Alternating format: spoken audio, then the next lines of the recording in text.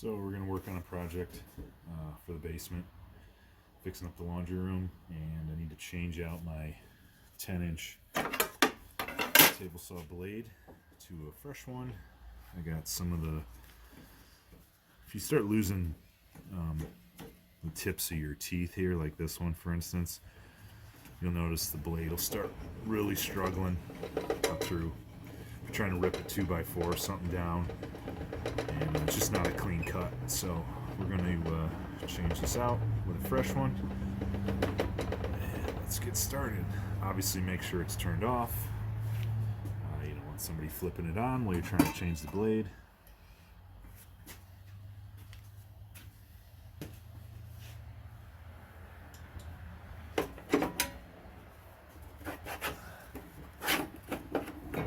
Most saws have a set of wrenches to change the blade with.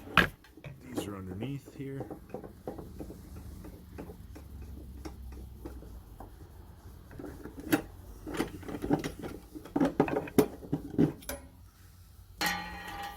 Should look like this.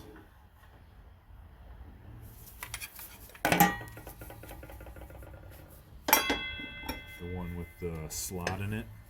Looks like a U that goes behind the blade, holds it.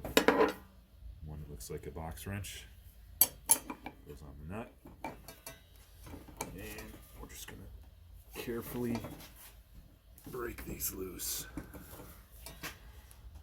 Carefully being the key factor. There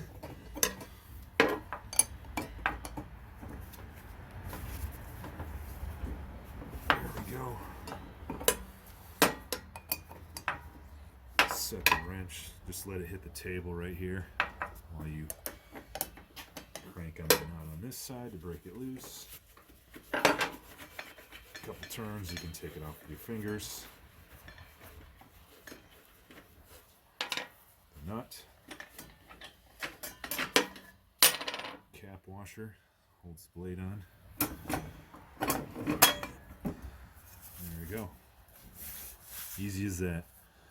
See, I had several teeth right here that were missing. The tip had gotten broken off. This little piece right here is actually what does all your cutting. That slight blade on the end there.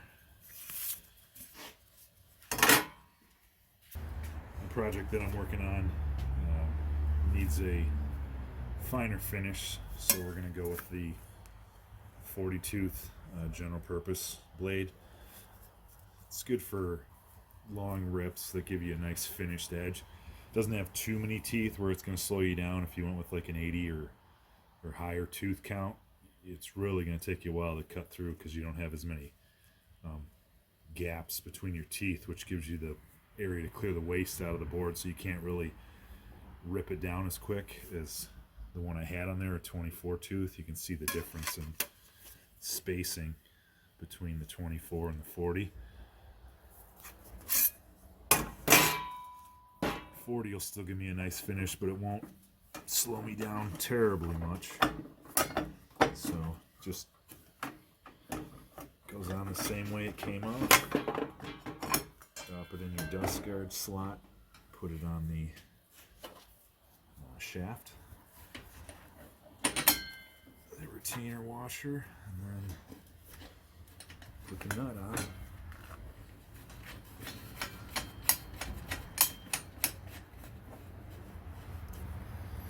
So we'll put our holder wrench on this side. This is the part where you want to be extremely careful when you're tightening it, because my hand is going the way that against the teeth, so if I slip off I can really get a good cut here. Snug it up nice. Put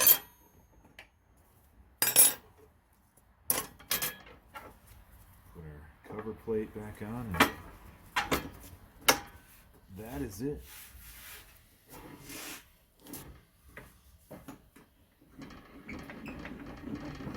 If you guys are finding any value from the content I'm uploading on this channel, I'd really appreciate it if you like the video, and subscribe would be awesome.